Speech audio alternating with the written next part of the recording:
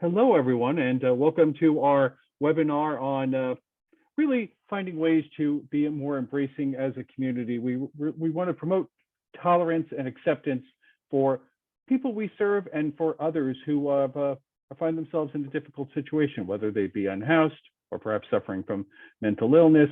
We often see in our community people who either scapegoat or find problematic the engagement with people such as that. And we're looking to see how Friendship Place, through our outreach efforts, can help make a change to that and really help broaden our understanding as a society in the needs of various people. We have some great panelists for us this evening. Jean-Michel Giraud, our president and CEO, Teresa Silla, the executive director of the DC Interagency Council on Homelessness, Sean Reed and Lynn Mano, also of the Friendship Place staff. But honestly, much of this is about all of you. We have the chat open. And so as this conversation unfolds, we're really going to look to the chat as an opportunity to find out what is of interest to you, what you want to talk about, and how we can best answer those questions. So without spending more time on me, I'm going to actually toss to Jean-Michel and ask him to say a few words. We're going to give each of the speakers a few words, a few minutes to speak, but then really make this an interactive conversation. And Jean-Michel, I'm over to you. Yes, well, good evening, everybody, and thank you for being online with us for this conversation. We hope it will be the first of several conversations on fostering a greater understanding and acceptance of vulnerable people around us. For those of you who don't know this, Friendship Place is 31 years old this year. We were part of a grassroots movement bringing people from the street into housing in the early 90s. So we have historical ties to Ward 3. We are at the center as a lay organization of 30 plus congregations supporting us, other groups, schools. So a real community movement that activated these 31 years ago. The goal of the evening is to foster this greater understanding and to see what each of us can do in order to accomplish this. And there is something each of us can do no matter what role we play at Friendship Place or in the community. And I'm so glad to see some of the community advocates who have been working with the local groups in Ward 3 to bring in affordable housing. I think it's a great effort, and I salute the group that's doing that with WIN. So Friendship Place, 30 years into it, has been housing people in the neighborhoods all around Ward 3 with a partner and Frank House, but also with hot funding. And before that, now apartments that are now gone were with some of the local congregations. The vulnerable people we're talking about are people just like you and me, but they happen to have mental illnesses. They happen for some of them to be managing addictions. Some of them have physical ailments. The whole thing making them more vulnerable, we would say, than other people. But other than that, they are just like you and me. And some of us on the call manage these conditions. I know that some of us are family members like me of people with mental illnesses or addiction, or people who have experienced homelessness.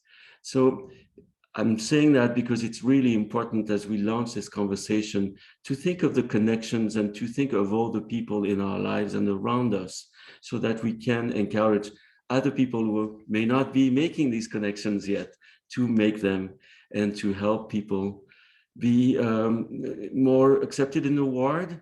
I'm going to give you a little bit of a history for those of you who don't know it about what really happened along the avenue that sparked some of the reactions that we are seeing now, and then just explain where we, what our position is at Friendship Place about this. So Friendship Place was operating these apartments for people who had come from the street. They had experienced homelessness. And people, these folks have been with us sometimes for 20 years, 15 years, etc. So they're neighbors just like you and me in upper Northwest. What happened a few years ago is that the cap went up on what a voucher will afford somebody who is getting it, a family or a single person. When the cap went up, the older apartment buildings along the avenue became accessible to people who are holding vouchers. And some people, of course, chose to move to the neighborhood. Progressively, we saw more tension in some of the buildings. And Friendship Place, as a historical partner, felt, of course, that it was our duty to intervene and to mediate where we could inside the buildings with DHS staff, often, to make it so, again, that people would get along and that people would be more accepting of the newcomers in the ward. This is a few years ago, so these new neighbors are not so new anymore, but new people are coming in as they need housing and obtain vouchers. Our position about this is that we should not be stigmatizing people, of course, who have diagnoses. If you look at the publications of organizations like NAMI or the Psychiatric Rehabilitation Association that I'm a member of and certified by, but also of groups like On Our Own, the mental health peer advocacy group, it is very clear that people with mental illnesses do not commit any more crime than other people. And unfortunately, a few weeks ago, that line was crossed on TV, and we felt a need then to react and to provide more education to the community around this, to foster a dialogue around this. It's not fair to link voucher holders to crime or increased crime or what is perceived as increased crime, because there is no data saying that voucher holders commit more crimes than other people also. So we want to be careful so that people stop and think, and beyond these knee-jerk reactions they may have around other people who are moving into the neighborhoods. The hope is that they will exercise better caution and consider and embrace people's humanity. Also, we're aware of the fact that some incidents have happened along the avenue and in some of the other sections, but one incident should not reflect on an entire group. It simply is not fair. So we're here to mediate. We're here to help people, who need to gain a better understanding. And we're hoping that, again, tonight, this is our first conversation, but one of many, because the need to educate around mental illnesses, around addiction management, around poverty, and people who live in it is ongoing, I think. When we feel, and I've been in the field, as you know, for a long time, but when we feel that we have made it, that we're there, something else happens and we need to activate again. And then in this case, we're looking really at race and class. We're looking at people living in poverty, the majority of whom are people of color. And so to us, the correlation with systemic racism is obvious. And that is something that we want to help with. As you know, or may know, Friendship Place has had an anti-racism work group now for 2 years, and we have developed a training series that we offer. Some of that was based on our own experience around the Brooks 2 years ago, the short-term housing facility for family when we opened it, and our families of color and staff of color were faced with microaggression and some racial epithets. I want to thank also all of you on the call who have joined this movement and are helping us through your neighbors groups, through your congregations, because I think we have developed a very effective response to systemic racism in Upper Northwest. And of course, the work is not done, but I do appreciate your support.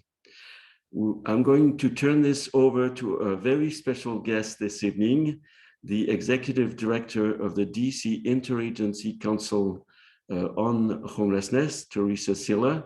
For transparency, I'm a member of the council, and many of us at Friendship Place are active in work groups or committees. So the council is very much a part of what we do and does wonderful work. Over to you, Teresa.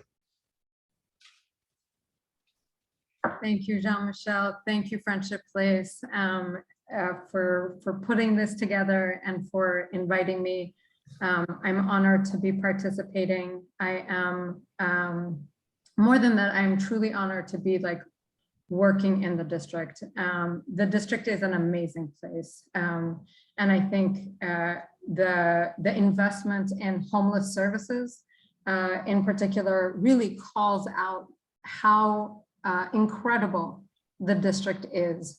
You know, year after year, the mayor and the council, it's almost like they're fighting with one another to see who is going to be the biggest champion of homeless services. Year after year, we get additional funding to really address the core roots of homelessness, to make sure that we have housing resources for the individuals that are experiencing homelessness, to transform our emergency shelter system so that we are serving people who are experiencing homelessness in a dignified and service-enriched facilities that are equitably distributed across the district. It is incredible to be here in the district. There is almost no, I really don't believe that there is any other community in the United States that invests as much local dollars into homeless services, particularly into housing resources. In almost every other community in the States, the federal investment in homeless services and the federal investment towards housing solutions is really the main driver in other continuums of care, in other homeless services across the nation. Here in the district, that's not the case at all. The local investment far dwarfs the federal investment. And so I think it speaks to the fact that we have a powerful coalition of voices, a powerful coalition of supporters, of people who are vulnerable and experiencing homelessness. And so I want to start by first recognizing our success and recognizing that we have in our community this incredible resource where people are willing to tax the rich in order to raise the dollars that are needed to house people that are experiencing homelessness, to house our most vulnerable. So this is the context in which we are having this conversation, and it makes me very proud to be serving the district and the district residents. Having said that, I do recognize that we have a lot of tension both in Ward 3 and other wealthier wards. I have been flagged. Any district official in homeless services will tell you of the plethora of emails and complaints and issues that are flagged. And as I'm sifting through those, I want to be extremely careful about how we recognize the issues that people are confronting. You know, let me think through how to say this. I don't want to assume that all of the complaints and the concerns that are being flagged are as a result of racism or an effort to color everybody that's vulnerable, everybody that's rehoused. And as Jean-Michel pointed out, this the change in the DC Housing Authority caps on the rent limit has really allowed regular voucher holders, not just those that are experiencing homelessness and rehoused through the local rent supplement program, but regular Section 8 voucher holders to access housing units across the district in places and ways that they have not been able to before. And so I do recognize that that there might be a backlash, a sense of, oh, people that don't belong are here. People that didn't used to live here are here. And we absolutely have to change that dynamic. We have to go from not just acceptance, but celebration of the diversity, of the fact that people are able to access a quality of living that has long been denied them. So I definitely want to recognize that. But at the same time, as we're sifting through these concerns, as we're sifting through these complaints, it's really important for us to recognize when we are seeing individuals that are experiencing a crisis and our services are failing them, are failing to support them adequately where they are.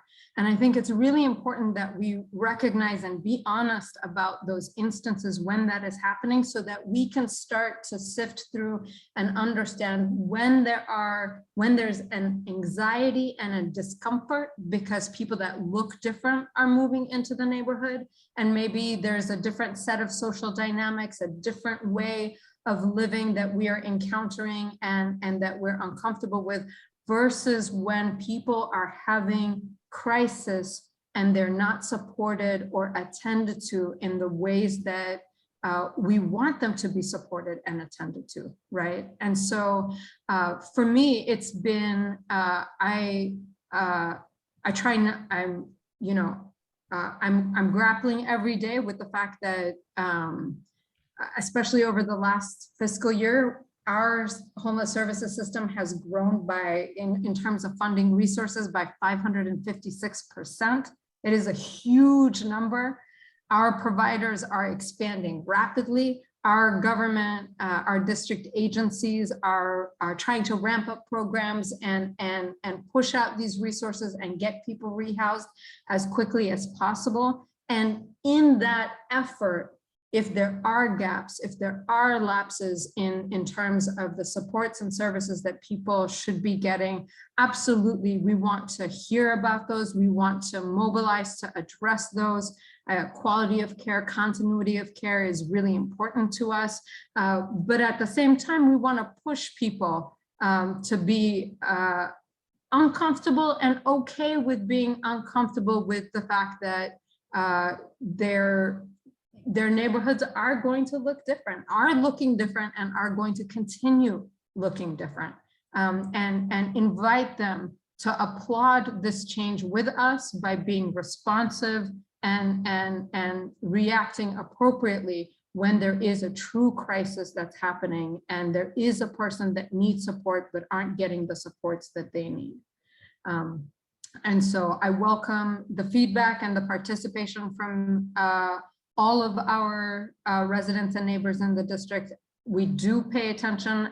I know, I promise I do, and I know our district partners and agencies also pay attention to the feedback and the response. But, you know, just want to recognize that there might be a little bit of discomfort, and that's okay, that we got to learn to be uncomfortable and to accommodate different ways of life, different social interactions, and different way of being. Thank you very much.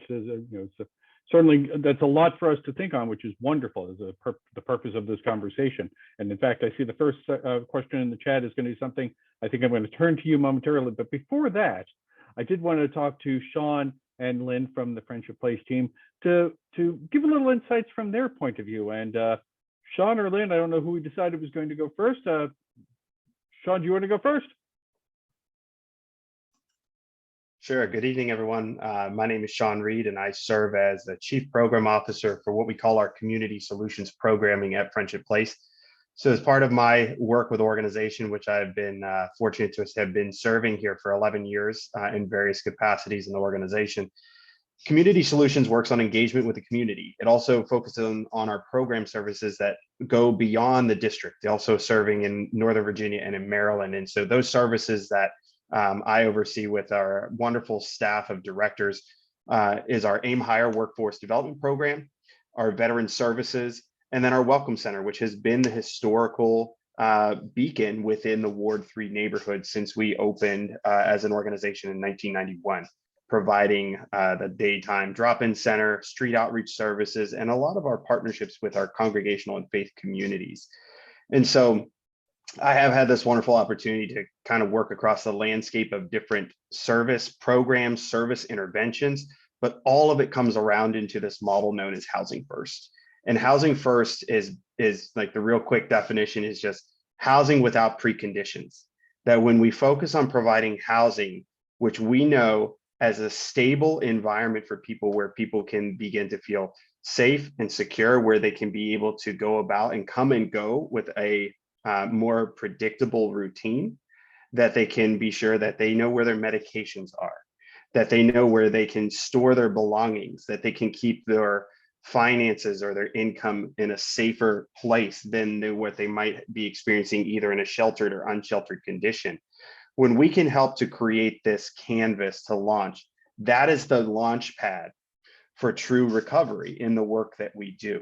When you can find those places where you can have that sense of safety, and in the work that we do as a provider, that we lean into building trusting relationships, that we engage with people, not on our terms, but on their terms, that we work to focus on that collaborative effort. And it's such a huge part of what we do here at Friendship Place. We also practice this model known as trauma-informed care. And we talk a lot about mental health and substance addiction, but oftentimes we miss this piece about trauma. And in our organization, we understand that more than likely every person that we come into contact has experienced some form of trauma in their life. That it could have been a single event, it could be ongoing right now, it could be caused by systemic pressures or on a community level, but that these experiences of trauma are going to touch people in different ways, and they're going to be expressed in different ways as well. And so sometimes when we work with individuals, they may display certain behaviors, and we as a society tend to move in this direction of saying what is good behavior and what is bad behavior. And when we move this into a lens of being trauma informed, we look and see what has been adaptive as a behavior. And so when we understand that people have experienced trauma in their lifetime, sometimes those behaviors that emerge are people working to survive on a daily basis. And those adaptive behaviors are what it is that helps them get through the day. Now, that's not to say that that doesn't mean that it comes across and we can feel or we interact with that and we might be concerned. Sometimes we might be a little bit afraid. Sometimes we just don't understand what is happening. And that is okay to be in that place. But I think it's good if we're in that place with a sense of curiosity and being part of a place to be a solution. That's the big part of it. And what Jean-Michel has said, who we are as an organization is because of the community. That invitation that we have in this forum and in other forums that we do as an organization, that is part of the trauma-informed practice of healing in relationship. One of the pieces that I often get asked about or get calls from in the community is, what is Friendship going to do? Right? What is Friendship Place going to do about this person or this encampment or this group here? You need to get them to move. You need to get them to go somewhere else. That's your job. That's your responsibility. Yeah, we have a responsibility to work towards finding solutions and ending homelessness. That's what's in our mission. And we have a responsibility to individuals, but we are not responsible for actions of those individuals because people have autonomy. When someone enrolls in program services, it becomes a partnership. We don't become guardians of individuals. We don't have the ability to take away and dictate where people will go, what actions they will do, because very much in what we practice in our organization is person-centered.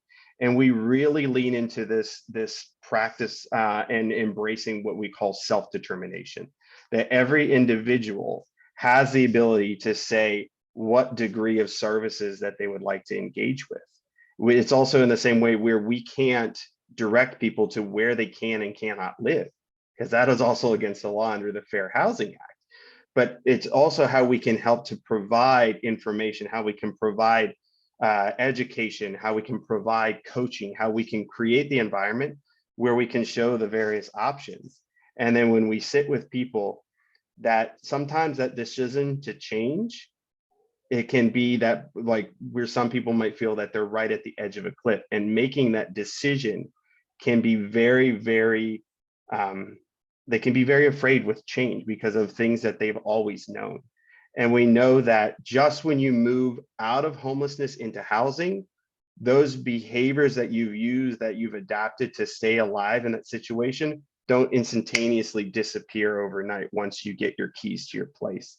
That's where the key for providers providing ongoing engagement with individuals, providing the support, and not only with individuals, but also with landlords, also with other behavioral health services, really focusing on a multidisciplinary front is so key. And that's what has made our organization, serving more than 3,400 people per year, extremely successful, and has really led to how we grow and how we practice these models in rapid rehousing for veterans, in permanent supportive housing for singles and families, running short-term family housing. We practice these same things in workforce development, in street outreach services, and all of these things. When we can come to understand that trauma is more than likely part of this person's narrative or a group's narrative, then we can understand, because I think for many of us here on this call too, we've probably come in touch with trauma in our own lives, whether directly or indirectly. And so when we can understand that, I do think that that place of empathy, of understanding what has happened and not what is broken, it's what has happened with individuals, that we can really move into that place to be in a posture to really, make some significant change for our neighbors, our new neighbors, when they move into our apartment buildings, into our blocks, into our wards, into our city, that we can then be part of that community effort of inclusion, integration, and just saying, hi neighbor, just being able to be in that posture, to be able to say, oh, you're Washingtonian, so am I, and be able to be in that space together. And so that's a little bit of kind of how we do a lot of these services. Understanding trauma is certainly at the core. And we know that, just in anything, like if we get a cut or if we get any kind of wound, trauma is the same way. The ability to heal is there. You just have to get the environment to cultivate that. And that really is a huge part of what we do in working to end homelessness through housing opportunities and then wrapping services around. Thank you, Sean. So we have Mano with us also, and she is our Director of Advocacy. And so she has a different lens on this, in that she's working with elected officials and city officials. And Lynn, love to hear what you're seeing in this way. So, right. So I'm Director of Advocacy, and what that means really in my particular role is that I try to foster communication between the organization and the community, and what the community wants, and our government departments and our elected officials. And so, right. So I think, and I noticed that I'm just going to skip over to it because I noticed that there's some questions coming up about that kind of thing in the chat. And I mean, as an organization, because of what we do, we have regular contact with these with organizations that provide the services for obvious reasons. But even in that, we also have a role. Like, one of the things people don't really know, because lobbyists really get a bad name, is that the job of lobbyists, a lot of it is to educate the elected officials about a particular area, because they just don't have the bandwidth to learn all the variables about everything. And so they actually really depend on lobbyists to come in and say, like, hey, you didn't know this little piece of information about this, that, or the other thing. So like a lot of what we do, and we do this also not just for Friendship Place, but in coordination with other organizations that work on homelessness. And part of that is through the Interagency Council on Homelessness, which we didn't go into what that actually does, but we work together in a way that allows us to sort of convey what the needs are that we're seeing on the street, that we have in the community, and also help the people who are in those roles have a better understanding of the population and the needs that we have, and that what we're dealing with on a day-to-day basis. And so there are all sorts of things, like, for example, educating around mental illness and education around the fact that a very, very, very small percentage of people who are suffering from mental illness are violent. They might not be making you comfortable because they might be talking to themselves, but that's very different from having an interaction where somebody is aggressive towards you. And I noticed a lot of people are talking about like how to handle different situations on the street. And I think a part of that is, as an organization that works with people who have suffered trauma, works with people who have formerly been homeless, to help people learn what is and what isn't a dangerous situation when they're running into it. Because a lot of that is just fear-based. And unfortunately, sometimes even our, like, whether it's that, you know, our elected officials, the people who are responsible for, like I remember I heard a comment at a recent meeting by a police officer saying that this, like, one particular hotel was no longer being used to house formerly homeless people. Thank goodness, because that means the crime rate will go down. And I was like, wait a minute, what evidence do you have for this? Like, and unfortunately, there's just this tendency, some of it's racism, some of it is classism, some of it is just not understanding people who, as Teresa had mentioned, have a different culture, have a different, operate in a different sort of way. And when you bring a wide variety of people together in a particular area, those things, I think, people experience those things differently. And it's good because it helps people expand their understanding, but there's a rub where that switchover is happening. There's a time period in which people haven't completely learned how other people are different, or have dealt with people who have mental illness. And as Jean-Michel says, I have a son who has bipolar disorder. And so I'm very clear on communications with police about what is and what isn't dangerous. And so like so a lot of those kinds of things are things that we have a role in too. And as an organization that supports people who have experienced homelessness, we also have a role to, as Teresa had mentioned, advocate for what we are aware that people need, to help make sure that people are actually getting the services that they need, and simultaneously educate people in the fact that it's actually true that most people who experience homelessness don't have mental illness, or most people who experience homelessness don't suffer from addiction. And I think that people don't really know that. They're just these assumptions that are made. So, right. So, I think I know there's some other questions over there. So I will pass on. All right. Well, thank you. And, thanks for jumping right into the chat there. And thank you to all four of our panelists here. I'm going to jump around to some of the questions in the chat, and I think we've answered some elements of them, but I do think there's some places where we can dig a little deeper. So is there what about a publicity campaign for informing the public on what you can do if you see someone who's behaving in a way that you might identify as trauma informed, as traumatic, if they're manifesting some signs of trauma? What can we do to educate the public at large? Hey, if you see, the quote here is, if you see something, say something. What can we do to help people rather than stigmatize them? And that's for any of the four of you. I really appreciate that question, partly because I don't know the answer, and one, I think it's really important to acknowledge that as different systems are organizing and reorganizing to address the gaps and challenges that have been flagged to us,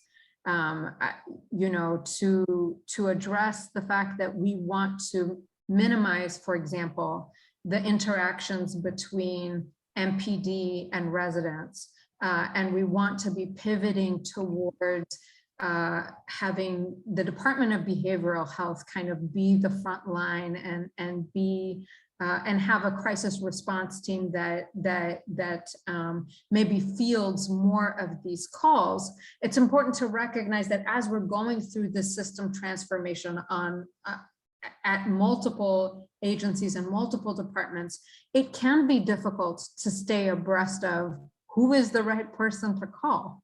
And how do we address this issue? So I appreciate this question. I promise to take it back to the Department of Behavioral Health and ask for more clarification around what's a handy guide or tool that people can use as they're encountering different challenging situations, and what are the alternatives to calling 911.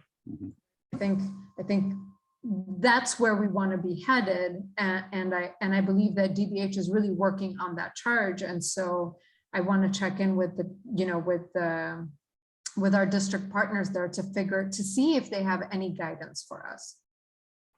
Is there certainly we want to discourage people from calling 911.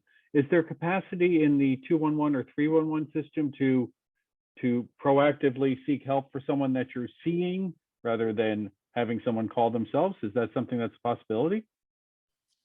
I think that's the crux of the question here. And so I want to, when I reach out to our DBH partners, I'm thinking about like the mobile crisis unit or mobile crisis teams that they have, and whether that's their preference for directing these types of calls. Or maybe, another option that I can think of is having some kind of a filter at 911 so that people can still call 911, but the call isn't routed to a police officer to respond, but rather DBH. So I think it's important to just check in with them and make sure we understand like what their preferences are. And of course, if anybody on the panel actually has an update and knows more than I do, please do jump in. I was going to throw to Sean, actually, in light of the work of our street outreach services. Are there ways that we can point our street outreach to places where people are seeing someone who is in trauma or in need? Yeah, I mean, that's something that we do, we regularly engage with in the work that we do. Part of our responsibility to people, especially those who are experiencing unsheltered homelessness, is welfare and well-being. And so sometimes, I think that's another thing, sometimes the adaptive behavior is not necessarily expressed externally. It can be internally and withdrawn. So that's another thing that we do see when individuals are experiencing homelessness. It may not be moving towards people to kind of ask for space. There's a withdrawal. And sometimes that is often the more challenging engagement, is because of those internal barriers that have been put in place because of lack of trust with individuals, or they just want to be completely distant from providers or those who may be able to offer services. I do want to identify that Friendship Place is not a behavioral health organization. We are not connected with the Department of Behavioral Health, and that is something that is often assumed when individuals do call us about individuals experiencing homelessness, that we are not able to provide behavioral health care services. We're not able to, in the event of a crisis situation, go through the necessary processes that could result in involuntary hospitalization, which is sometimes the case in crisis situations, where an individual may be of danger to themselves or others, and it could result in involuntary psychiatric hospitalization.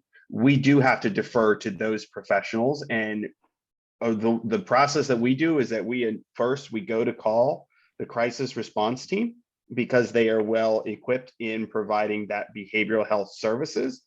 But sometimes those resources are not readily available. And in those situations, when we assess that, okay, this is becoming a potentially dangerous situation for this individual, for others, we will work with our partners at MPD and specifically request a CIO, which is a crisis intervention officer, who would be able to provide that behavioral health assessment to assist that individual. We do really go through our step processes to try and link the right resource for the moment as best we can and as quickly as we can, knowing that time is important when you're working with someone in crisis. But one of the things that we do as an organization is that we do train our staff in verbal de-escalation techniques and in being ways with engaging people. Again, it's always about how are we guests into people's experiences, whether it's in their homes as we're doing home visits, in our housing case management work, or when we're doing street outreach services, we never encroach into people's space. We always kind of provide like we're standing at a front door and asking to be able to come into that space. And that really does help to mitigate a lot of crisis situations. I'd like to add something about outreach. Friendship Place provides street outreach services and has been in Upper Northwest for 31 years. The city contract for Upper Northwest for street outreach is with Miriam's Kitchen. Just want to establish that because I think that a lot of callers, people on the call may not know this. According to some folks we talked to along the avenue. So that's just an administrative detail, but it's an important one. What I really also wanted to mention is that some behaviors that may seem unusual to people on the street are not aggressive behaviors. They're not potentially dangerous behaviors, that the folks experiencing them are not going to hurt people. Most of them are responding to internal stimuli. And so that's why they project that way and appear that way. Because as Lynn said, and we're both family members, the folks who are likely to display aggressive behaviors or who do occasionally are usually in hospital. They're already on the units. They're taken care of around that. And the doctors are trying to figure out the right medications to help them stabilize. So what you may see going down the street, walking down the street on the avenue and elsewhere, and it may surprise you, is in fact not dangerous, but it appears very unusual to you. And again, these folks are usually responding to internal stimuli. They're hearing voices if they have schizophrenia, etc. Jamie Butler dropped in the chat that we expect the 988 hotline to be live over the summer, and that's the mental hotline for those who are suffering from mental illness or going through episodes. Teresa, do we know if that is true? That'll be up online over the summer, because that could be a possibility. I thought 988 was related to suicide prevention and okay. Suicide hotline. Yeah, I'm not clear on the status of implementation here at the district, but I think it actually serves a slightly different purpose than all mental health crises. Okay, well, thank you for clarifying. I'm going to jump around a little bit because we have some good questions, and I want to get to some that really get to the crux of interesting conversation. And Jonathan Victor, I want to thank you. You put something in, Alan, this I think ties into your question earlier. So a lot of what we're assuming here is that our new neighbors are themselves a problem and they need to be reported or surveilled in one way or another. How do we break that framework amongst ourselves? And more importantly, how do we break that framework amongst our neighbors who see their role as surveilling their neighbors? Well, surveilling neighbors is a dangerous proposition, I think, for anybody who's engaging in it, right? We need to be careful. People do have privacy. And as Sean mentioned, all services are voluntary. And that's a good thing, because if you look back at 60 years ago with people locked up in mental health hospitals or in institutions, not that all the folks we serve would be there, by the way. I like to say or with all these conditions. Everybody is different. But people living in the community is a good thing. And for a lot of the folks we serve, the main problem is poverty. That's all it is. There's a little bit of complexity now in the city, and I agree with Teresa, the city has built a wonderful system, and we should all be very proud to be a part of it, because I don't think you'll see that elsewhere too many times in the country.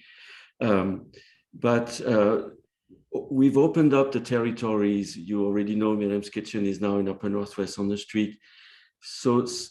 And there are two different ways to serve people. If you are deemed not to need too much, you're going to receive a voucher, and that's all you're going to get. If you're in the middle, you're going to get help from a rapid rehousing program, getting you into the unit and serving you for a number of months, and then you'll be on your own. If you need more support, you get permanent supportive housing using Housing First as Sean mentioned. So there's a variety of accommodations for services in Upper Northwest and elsewhere in the city, and we need to think about that. The folks who are just receiving the vouchers are deemed not to need any support, additional support to manage their lives. And I think we have to respect that. The folks who need the services do extremely well with services from a case manager. But we need to be careful, I think, not to go too far. And we understand there are issues. We understand there was a fire just 2 weeks ago and so on. But one issue at a time, and would be my recommendation, and one person or one family at a time, if the person or the family needs extra support, but not a generalization that we now have a wave of new neighbors who are going to, set the neighborhood on fire or do something or do terrible things on the street. It simply isn't the case. When we started Housing First and put people in sometimes quite nice buildings elsewhere in the city, what we saw is that people rose to the occasion. I also wanted to mention, and I'll close with that, but I do see that Chandra's hand is up. So I'm curious to see what Chandra, who is our Chief Permanent Supportive Housing at Friendship Place, is going to say. The complexity comes from the fact that territories are not so much a thing anymore in some ways in the city in terms of homeless services organization. So along the avenue, we have several organizations serving. And of course, the Department of Human Services is not sharing a lot of statistics because there's confidentiality involved. But in order to help people the right way, we feel that service providers should talk, and that there is a role we can play as service providers just to make sure that the service delivery is even in the neighborhoods. And Chandra, I swear I was coming to you. Sure, thank you. I think one of the things I wanted to center as I listen to the responses and look at the questions in the chat as we grapple with the complexity of the topic is that one of the things that is so or often overlooked is what we can do individually. And when I say individually, again, engaging systems advocacy, I by no means am minimizing that, but honestly, a lot of this is centered around the stigmatization when we talk about the intersection of homelessness, race, class, and other aspects of identity. The hardest part of the work to address the stigmatization is having these critical dialogues with ourselves. To address stigma, you have to talk about bias. And bias, those are the things that we all have, regardless of who we are. I own it. I call it, when I'm having my own conversations, the stinking thinking. That's my term for it.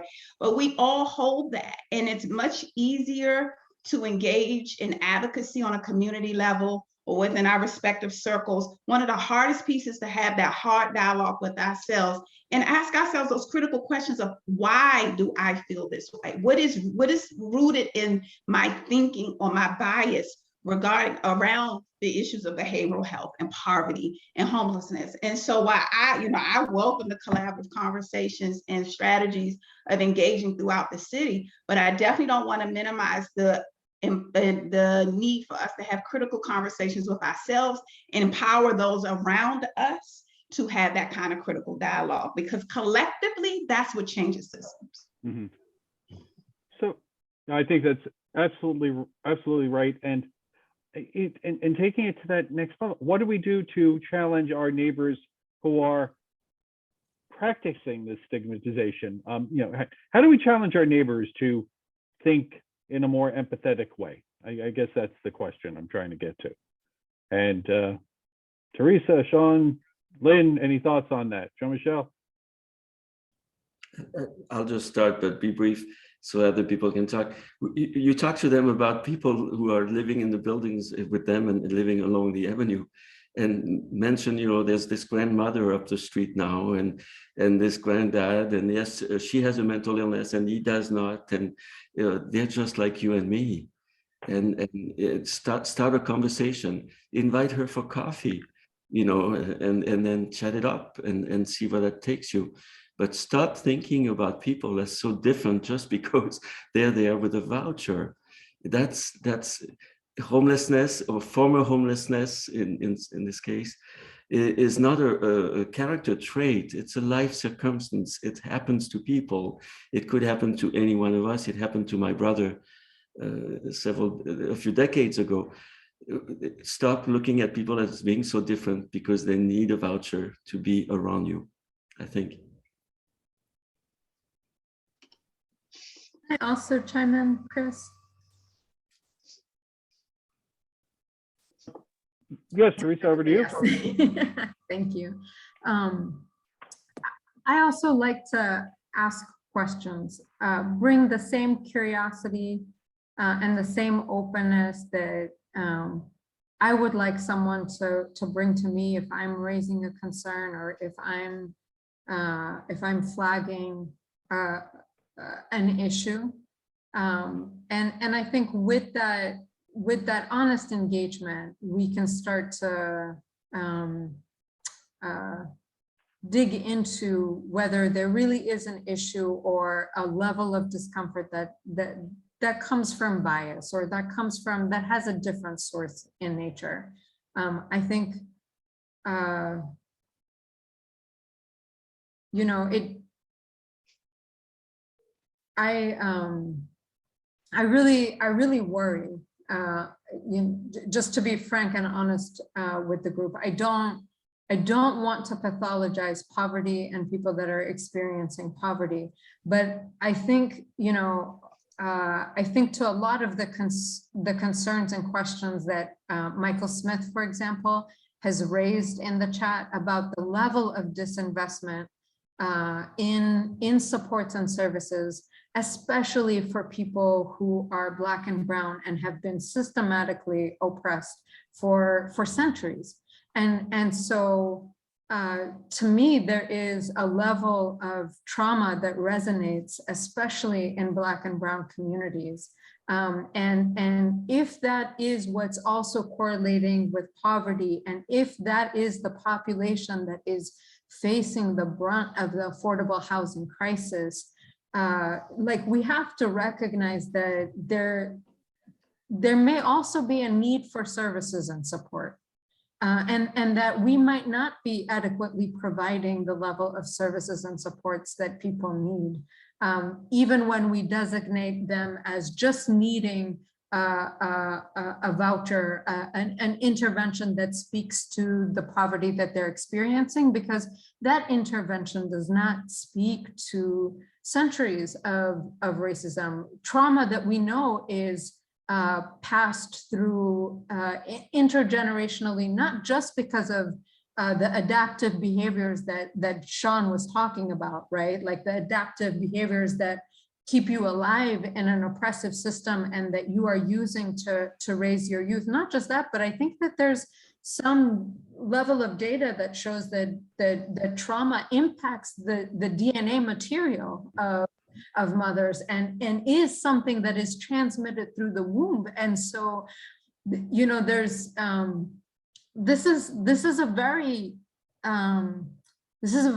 difficult and sensitive topic, I think, and one in which that absolutely we must not generalize. Absolutely, we have to really think about what we're seeing and whether that's stemming from bias that we hold against a different way of being, a different cultural expression.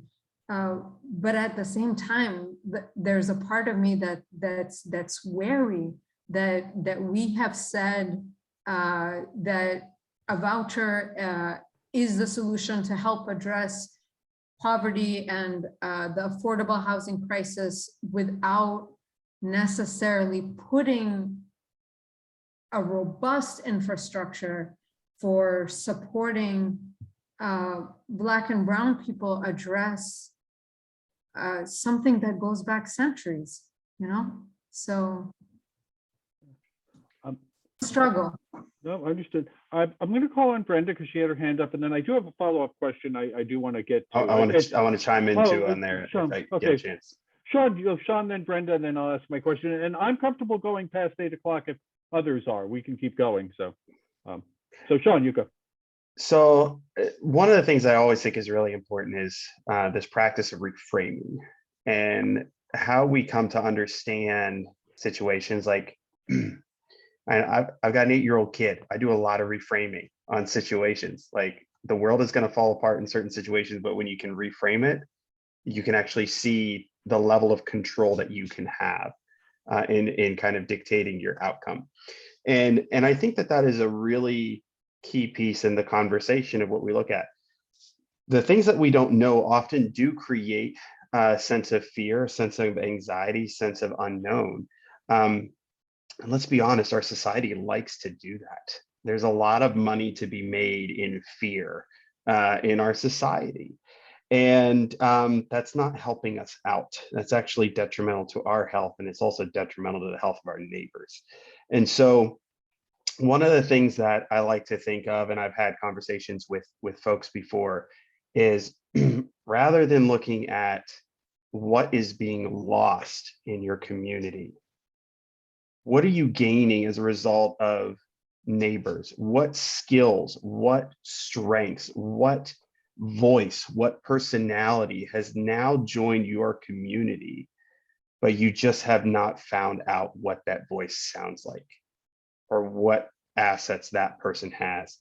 If we begin to make that shift in reframing to people as assets and not liabilities in our community, can you imagine what more we can do overall in combating a lot of these systems? We're beginning to really take the sledge and chipping away at it. And so this is also one of those key things in anti-racism work, is being in community. I think that that's a big part too, is we've recognized that there is certainly an overrepresentation of the Black and Brown community experiencing homelessness. I think in the district, it was 80 to 85% of those counted in point in time over the last several years have identified as Black and Brown individuals. And so if we talk about Ward 3 and our communities there, the way that we can work to begin to move in that direction is not by going in opposite directions, but by coming closer. And that, yes, that's not going to be comfortable. It certainly isn't. But we know that any kind of growth doesn't happen when it's easy. We know that you have to have resistance. You have to go through that process. And that resistance is what Chandra talked about. The resistance is the internal introspection. And so I just think that reframing this too, and yes, there are going to be some neighbors who, as they acclimate to a neighborhood, there may be greater expressions of their adaptation to their new environment.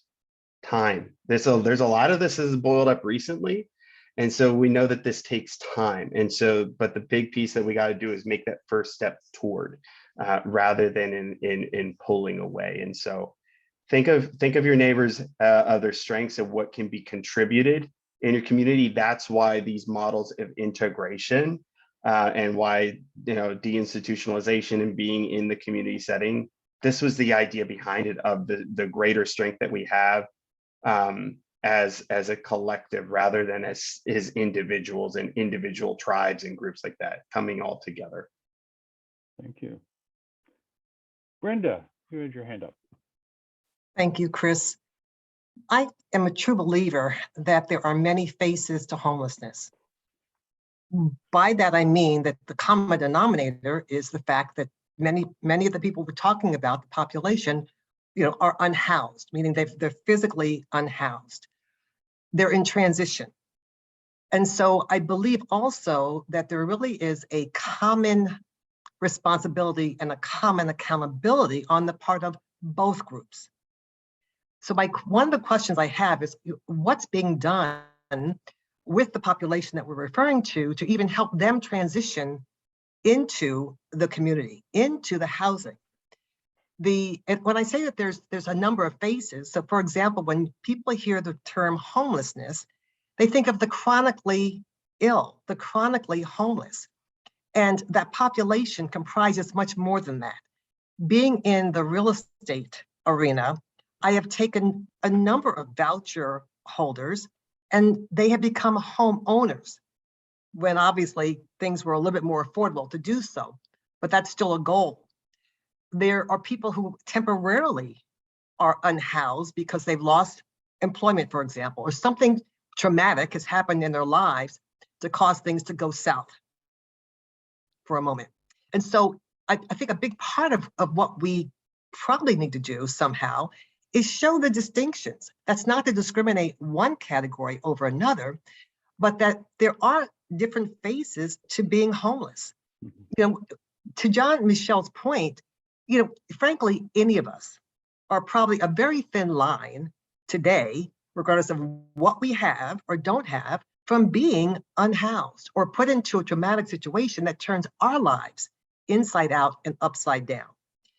And if we can make that connection with the people that we're talking about, our neighbors, maybe that will also, again, share some light and some awareness. But I do think that there's a mutual accountability and responsibility on the part of both groups that goes hand in hand. And so, you know, again, the stigmatization of someone who has a voucher, for example. There are, for folks, clearly I know, and I've had people who are voucher holders who are now homeowners say, my God, the person I was living next door to was just awful. They did this, that, they didn't take care. So again, there are, quote, good and bad, whether it's voucher holders or homeless or whatever the images are. And just putting someone into a house, while that is admirable, or into an apartment that's admirable, doesn't change the behaviors, certainly not overnight. So there's some validity to the fact that my neighborhood is changing, my building has been changed, there is crime, there is this, there's that, and the other. But to eliminate that, we need to help them transition, help the population of the unhoused transition and take on a different type of, what's the word that I want? That they have accountability and they have responsibility too. If that makes, by making any sense at all, right? That they can't carry with them that's those same behaviors and live the same way day in and day out that they did when they were in, quote, the projects. And I'm being very forthright here, right? That's just not going to cut it. You are moving somewhere else, you're becoming a homeowner, you're becoming a new neighbor. And here's the type of lifestyle that you're being afforded that you can embrace now. But those old behaviors, those old ways, those old cultural differences don't cut it anymore. That's not you anymore. That's not what we want for you anymore. At the same token, the new neighbors need to be oriented the same way. New understandings, embrace differences, you know, have greater tolerances. So I see it as a two-way street. And I guess my question is, what are we doing? What are the agencies doing to come together in that regard? You know, and money is great, but we can't just throw money at everything because that doesn't solve a whole lot of stuff. So I'll land, as we say, I'll land my plane right there for now. I'm going to, yeah, I'll let Sean, you answer, and then Ellen, I'll give you a minute or two. I'm going to segue over to Alan with my response here. So I understand what you're saying, Brenda. I think one of the big challenges that we see is, you know, which side pulls more and who has what resource in certain situations. That is a big piece because we know if we can build communities to be in that engagement and in the dialogue, that's if that happens, I'm going to die a happy person. You know, if we can get to that place where we can get into dialogue that is constructive and not destructive, is going to be the big piece. And that's in any kind of topic of what we're dealing with in our communities. What I can say, what we do at French Place, and I can only speak to what we do in our organization. And that is about engagement, and finding different ways to engage. It's about finding people and meeting people where they're at. I can't say that every other organization uses that same approach. And so that is where, you know, when we talk about in our annual reports, 98, 99%, 100% housing retention rates, people are being successful in their housing and being integrated into their neighborhoods. And how is that happening? It's from the engagement and in being able to connect people to their communities, to the services that are getting them that support. I I can't speak for other organizations, but that's what we do. We do all of that engagement. We also work with our landlords to say, hey, if there's a concern, give us a call. We want to be able to be a part of conflict resolution and mediation. We want to stay out of courts. We want to stay out of using emergency services if at all possible. But the other part to it as well is what we do is we talk about that process of change. And one ways that we talk about the process of change with our participants is about what are those goals? What do you want to see happen? And sometimes they might mention some challenges in their community, and we engage on that. The one big thing I think that we do as an organization, Alan, get ready, I'm heading to you right here, is through community engagement and having the voices of individuals who have experienced homelessness and rebuild their lives that can engage in community settings and share about what this process looks like. That is Alan's forte. And so I'm going to head over to Alan here because I think he's got a lot to add on that topic. Okay, Sean, thank you. That's not where I was going, but thank you for opening that door. You know, I have been a speaker advocate since 2008. And what we hope happens is that we're able to put a human face to the word homeless. You know, people know the definition of that word, but they don't realize it could happen to them. So by, you know, myself and others who have experienced homelessness, telling what happened. And that could be it could be mental illness, it could be legal issues, it could be addiction issues, it could be bad family issues. But by telling those stories, you know, we can sometimes open someone's eyes and say, okay, I thought it was one way, but it's not that way. You know, it's another way. And we need to start getting that message to the people that need to be on this, you know, some of the people who need to be on this call tonight aren't here listening. Brenda, and I'm going to leave that one alone. Brenda, I want to back you up. You're not by yourself on that one. Yes, 100%. It is a two-way street. Everybody's responsible. Service providers are responsible, and people receiving the services are responsible. You know, we term the people we work with participants. And I tell people we say it that way because we encourage the people we work with to participate in rebuilding their lives. It's all right to give somebody something, but if they didn't work for it, they don't take ownership of it, number one. Number two, housing is just step one. So if they've taken ownership of step one or part ownership, when it comes time for step two, which is to start rebuilding their life, then they're ready to start. They've got the power to take that step. I've got one other thing that I'm going to shut my face. What you said about not learning anything new, Brenda. I am so against single site housing situations. And I can say this because I've been on both sides of the line. If you take 10 people from under a bridge and put those 10 people in a building together, and don't teach them anything, you know. And most organizations are not doing the work that Friendship Place is doing. I know this for a fact also. But if you take those 10 people and put them in a building, all you've done is create a shelter. Unless they're getting the help they need, the support they need. That's the most important part. And if it doesn't go that way, it's bound for failure. I've lived it, and I'm shutting up. Thank y'all. No, thank you, Alan, for sharing. We are coming up on an hour and a quarter, so I think it probably is going to be good for us to close out. And let me do it this way.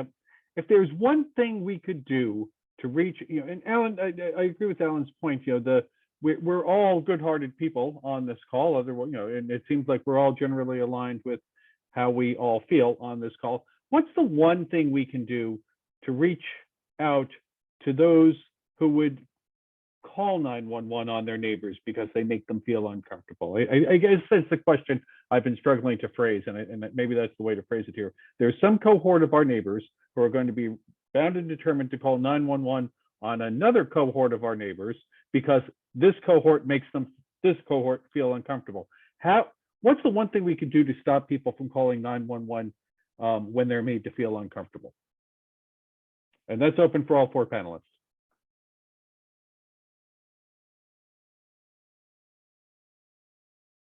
I didn't think it was that tough.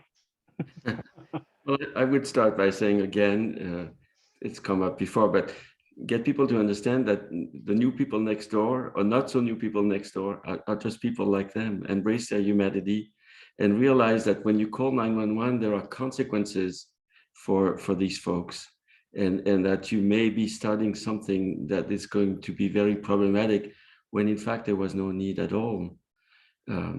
So stop and think, and then, you know, have the mental flexibility to give people enough room to have ways that are not quite like yours. And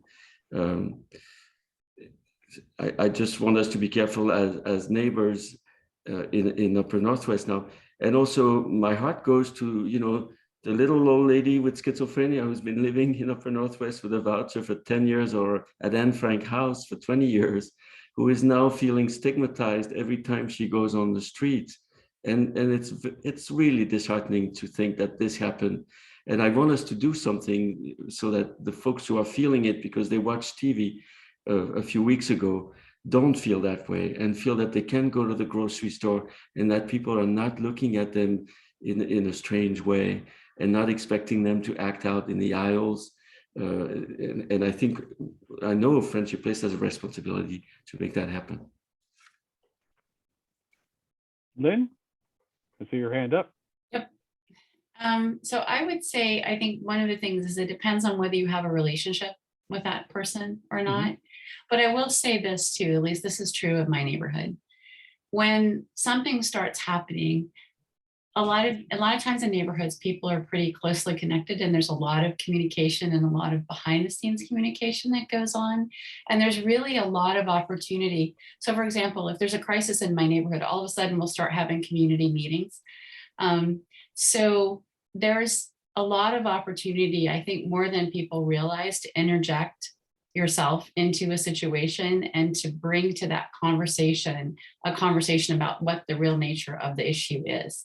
And I think that people don't realize that there's, I guess, more of that goes on. You know, there's kind of like the word on the street conversations that go on between people. And I think that there's a lot of opportunities to do what Sean's talking about. We do with this reframing thing, I think is an important piece of looking at what are the real issues and how does this really impact you, and how can we, you know, what is there that could be supportive that would help the situation. I mean, there's a lot of different ways to look at what those situations are. And I think there's that. And I think this piece that I think was mentioned previously too, I think that Chandra mentioned was the opportunity to sort of educate ourselves.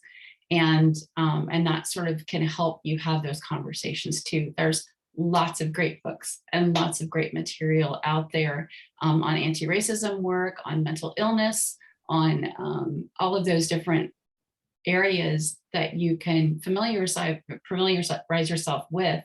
You know, NAMI is a great organization.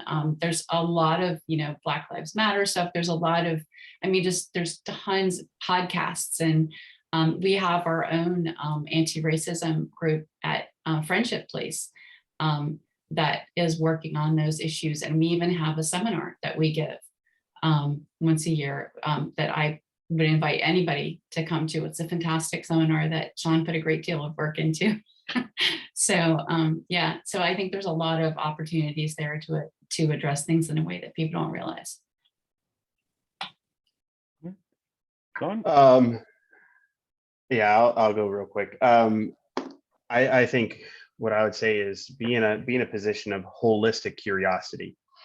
You know, when you can be in that posture of asking why, and I think that's really key. Is like we see a lot of challenges. If you can start asking concentric whys, why with an individual, why in a community, why in a broader political, why in a systemic. When you start asking those questions of why is this happening, but then also don't forget to ask yourself, why am I responding in this way? Why am I thinking in this way? And be able to be in that posture. That's where a lot of power can come into play, because then you can leverage when you can say, okay, this is possibly happening. Let me explore that. That gets you connected into these bigger processes to bring about real change. And so, yes, there might be an individual who is, I'll just say, struggling with their adaptation to their new home. Why is that? Could it be something that they're dealing with internally? Okay, why here? Well, could it be something that is in the neighborhood, or how people are responding to that person is why they're responding? Why is that? Well, because we're in this particular political sphere, or this is what's happening in a local political level. Why is this? Well, it's because of systemic. Why is that? And you can keep going out, and then you can begin to see all of those different layers of what is not the issue with the person, but the bigger issue that this person and you find yourself in. And how do you find a solution in that conversation? Can I chime in as well? This was such an exciting question. Sorry, I know Yes. you're forever, No, but no, that's the, definitely want us to touch on this. So please go right ahead.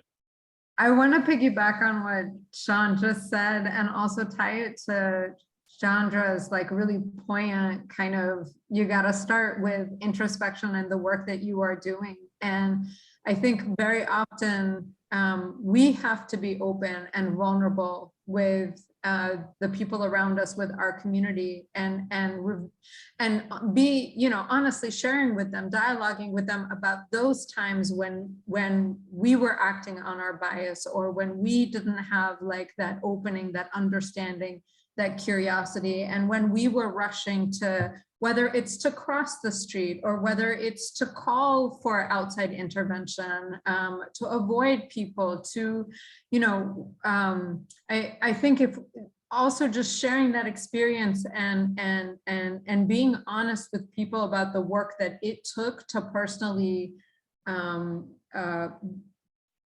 change awareness around the topic, and you know, maybe the folks on this call were born kind of naturally there, but I feel like the waters that we swim in, especially here in the United States, don't really facilitate that. And so all of us have had to make that journey to swim upstream, especially like, you know, not just racism, but layered on top of that, like the classism and you know, so I think being honest and sharing that journey with people, as well as being curious about why, and posing questions in a way that's not aggressive and that's not you know, confrontational, but like helps people actually unpack what they're experiencing, is also, you know, that's a part of the set of tools that I like to bring to the table. Well, thank you. I know we didn't get to every question in the chat, and to everyone who's had their hand raised, but we are 20 minutes over. And so I want to be respectful of everyone's time. Certainly you can always, if you've got questions, if you send them to me, crutledge@friendshipplace.org, I'm happy to pass them on to the relevant appropriate folks here. And, you know, thank you everyone for great questions and feedback. Jean-Michel, I'm going to allow you to close out here and say a few closing comments before we let everyone go get ready for the State of the Union. I'll be very brief. I just want to thank you all for being on the call, the staff, the board members, the volunteers, and you, the neighbors. We need everybody to make this happen. There is some work to do in the neighborhoods in Upper Northwest around us. And so come to the table. We want your ideas. We also want your ideas for the next conversation. I'm thinking that solutions would be great, but there are other topics. And please let us know how we can help you in your work, because I know that you want things to get better for the folks who have come up to live with us in Upper Northwest. Thank you so much again. And thank you for your support of Friendship Place. We appreciate it so much. Have a great evening. Yes, good evening, everyone. I'm going to stop recording now.